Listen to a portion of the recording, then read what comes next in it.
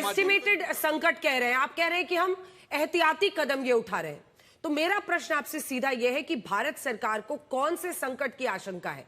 क्योंकि देखिए, जो आपकी सरकार में निष्ठा रखते हैं या आपके जो वोटर्स हैं, वो भी ये पूछ रहे हैं कि ऐसा क्या होने वाला है जिसकी वजह से पीएम ने ऐसा कहा है। हम वो करेंगे, लेकिन क्या होने क्या वाला है? कौन से खतरे का अंदेशा है आपको? कौन सा संकट आप देख रहे हैं? हाँ, वो बता रहा। देखिए, बिल्कुल हम बताते हैं आपको। क्या देखिए, पहली बार कांग्रेस की मन स्थिति क्या है, आलोक शर्मा जी साफ हो गई। मुंह से नहीं निकला कि किससे डर है। हम कह रहे हैं, मोहन भागवत जी हो या हमारे कोई नेता हो, नक्सलियों से भी डर है, कट्टरपंथी इस्लामियों से भी डर है। क्यों नहीं निकला कांग्रेस के प्रवक्ता के मुंह से किससे डर है? ये डर का डर कितना खतरनाक है ये समझना चाहिए, क्योंकि डर के ऊपर वोट बैंक का डर बहुत ज्यादा है। अब दूसरी बात मैं कहना चाहता हूं, फिर अपने अज्ञान का बारी बारी बारी बारी बारी बारी भाई, अब तो भाई, अरे भाई, हमने दो प्रधानमंत्री खोए अपने, आपके चिड़िया नहीं वो तो खत्म हो गया। एलटीटी तो खत्म हो गया भाई। अरे भाई, एलटीटी खत्म हो गया। अरे हमारे तो पहले श्यामा प्रसाद मुखर्जी जी बलिदान दिए थे। आपके दो प्रधानमंत्री जो खत्म हुए, अपने हाथों से अपने भारत रत्न दे के गए थे। छोड़िए, व्यक्तिगत बताइए, मुद्दे की बात करिए। अब देखिए, दूसरा अज्ञानता का परिचय इन्होंने दिया। वीपी सिंह सरकार के समय में सोना गिरवी नहीं रखा गया था। जब चंद्रशेखर जी की सरकार कांग्रेस के सपोर्ट से थी, तब सोना गिरवी रखा गया था। और मेरे भाई, अब कान खोल के सुनो, किसकी सरकार के कार्यकाल में फॉरेन एक्सचेंज जब कहां पहुंचा? 1980 में हमारा foreign exchange reserve 7.3 billion dollar था और चाइना का 2.8 था। और 1990 आते आते, जिसमें 9 साल इंदिरा गांधी और राजीव गांधी की सरकार रही, 2/3 और 4/5 बहुमत की, उसमें वो 1 बिलियन से कम हो गया। Everybody can go and check. ये होता है बगैर जानकारी लिए व्यर्थ की बातों को लेकर यह करने का प्रयास करना। और आपकी सरकार के समय में ऑयल बॉन्ड काहे खरीदे थे भाई? सब कुछ तो ठीक था। 2013 में ऑयल बॉन्ड खरीद के रख के चले गए। वो सारी बात छोड़िए, मैं सिर्फ ये कह रहा हूं, जो अंजना जी ने पूछा, आपने कहा कि संभावना क्या है। अब मैं आपको बताना चाहता हूं, देखिए, ईरान और, अरे बता दो, कोई एक फैक्ट तो नहीं बता पा रहे हैं साहब। जो पूछा जा रहा है उस पर दाएं बाएं कर जा रहे हैं। फैक्ट आपके लगातार गलत हो रहे हैं। एलपीजी और जो मैंने पेट्रोल डीजल के बताया, अब मैं बता रहा हूं। देखिए, समस्या क्या है। अभी तक जो हरमुज में संकट था और ईरान और अमेरिका का युद्ध था, जो फिर ये गलत बोले थे, पिछले 4 हफ्तों से तो युद्ध रुका हुआ था ना।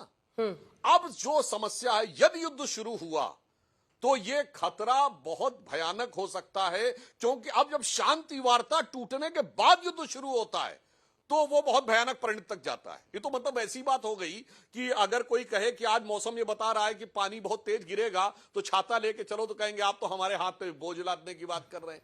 भाई साहब, इसलिए कह रहे हैं क्योंकि अब ईरान में स्टैब्लिश लीडरशिप नहीं है। अमेरिका की लीडरशिप का नेचर आप लोग देख चुके हैं।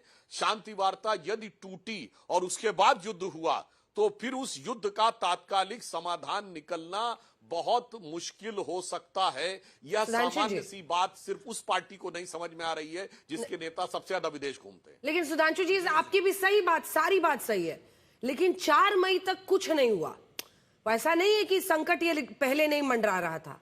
ये विदेशी मुद्रा भंडार में कमी दिख रही थी, ये दिख रही होगी, लेकिन तब आप लोगों ने इस पर कुछ नहीं किया। ये बात हजम नहीं हो रही ना कि अब जैसे वो खत्म हुआ उसके बाद से आप लोग ये बता रहे हैं। नहीं, अंजना जी पूरी विनम्रता से प्रतिवाद करते हुए, ट्रंप का बयान कब आया? देखिए, डेट देखिए, पूछिए लोगों से कब आया है। अरे अभी आया है कि 15 दिन पहले आया था? ट्रंप पे भरोसा करना है कि तब नहीं उन्होंने करना? कहा है ना कि अब अगर ईरान के साथ वार्ता टूटी तो नहीं, मैं बात नहीं करूं। जब उन्होंने कहा अब अगर वार्ता टूटी, अगर ईरान में सुबह में कुछ बोलते हैं होगा, यानी युद्ध का संकेत कब आया है? कभी सुबह में कुछ बोलते हैं, शाम में कुछ बोलते हैं। ये तो देखिए भंवर है ना, जिसपे समझना है। बस 4 मई तक कुछ नहीं हुआ है। ठीक है, ठीक है। तो एक सेकंड, उससे पहले मैं एक बार धीरेन्द्र जी के पास जाऊंगी। सोने की मांग घटने से क्या होता है? हाँ, क्या कह रहे हैं? सुनिए, क्या कह रहे हैं? मैं दर्शकों से कह रहा हूं, जाके चेक करिए कि बयान ईरान और अमेरिका दोनों तरफ से भयानक युद्ध का बयान किस दिन आया है। अगर वो आया हो 1 महीना पहले तो हम आपकी बात मानने को तैयार हैं। अगर वो 20 दिन पहले आया हो तो मानने को तैयार है। ठीक है, एक बार जल्दी से धीरेन्द्र जी को दिखाइए। 1 हफ्ते में आया है या 8 दिन में आया है, तब समस्या है। चलिए, ठीक है। सोने की मांग घटने से क्या होता है? विदेशी मुद्रा भंडार पर जो धीरेन्द्र जी जो बात है, कितना दबाव घटता है, उसका हमने नंबर्स निकाला है और हमारा सोर्स है SMC ग्लोबल। फरवरी के मुकाबले मार्च में अगर आप देखिए तो ये पूरा जिस तरह से दबाव घटता है, अगर आप सिर्फ 20 से 25 अरब डॉलर सालाना बचेगा अगर आप 30 से 40% सोने का आयात घटा दें। अगर देश में हमने मिलकर 30 to 40% सोने की खरीद कम कर दी, आयात कम हमें करना पड़ा बाहर से, तो 20 से 25 अरब डॉलर हमारा देश का बच सकता है। फॉरेक्स को ही बचाना, विदेशी मुद्रा भंडार को बचाना अभी इंपॉर्टेंट है युद्ध के वक्त पर। 50% सोने का आयात अगर हम घटा लेते हैं तो 36 अरब डॉलर, यानी ये जो 3 महीने में हमने पूरा एक तरह से गवाया है, घटा है हमारा फॉरेक्स, वो हमारा रिकवर कर सकता है। सिर्फ 50% सोना कम अगर हमने खरीद कर ली तो। अब आइए वाणिज्य मंत्रालय के हवाले से हम आपको डेटा दे रहे हैं। अप्रैल 2026 में 1.3 अरब डॉलर अनुमानित हमने सोने की खरीद की है। देश का ये सोने का खरीद बिल है। उससे पहले मार्च 2026 में ये 3 अरब डॉलर के आसपास था और फरवरी में तो 7.5 अरब डॉलर के आसपास था। तो ऐसा नहीं है वो घट रहा है, लेकिन अगर हमने 50% और कर लिया तो पूरा हमारा जो फॉरेक्स का वेस्ट हुआ है उसको हम रोक सकते हैं। लेकिन अब जनता कहेगी ना कि सारा भार हम पे, युद्ध लड़े कोई और भरे यहां देश में कोई। धीरेन्द्र जी। संजना जी, सबसे पहले तो ये जो हितोपदेश ही इसको मैं मानूंगा जो आदरणीय प्रधानमंत्री जी ने कहा है। इसमें क्या कहा है उन्होंने? सिर्फ चाहत ही तो कम करने की बात कही है। चाहत अगर आप कम करते हैं, उससे खुद को राहत और देश को राहत अगर होता है तो इसमें क्यों इतनी विपक्ष को पीड़ा होती है?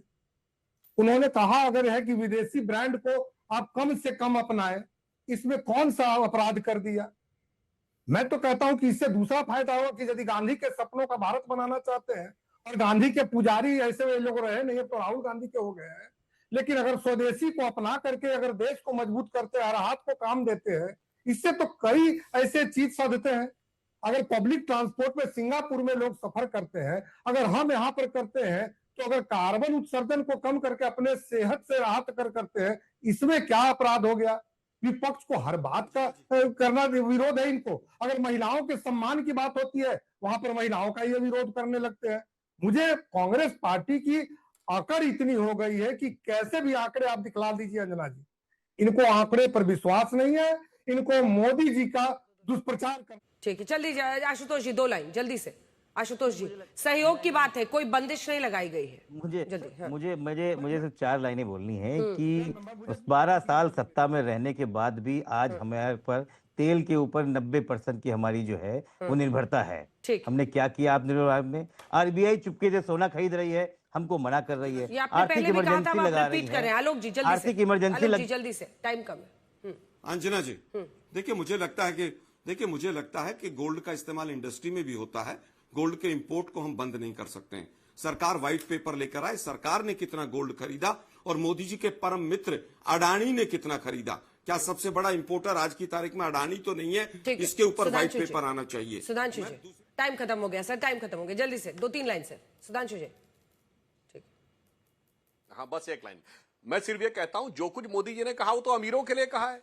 विदेश यात्रा पे कौन घूमने जाता है? समाज का धनी वर्ग।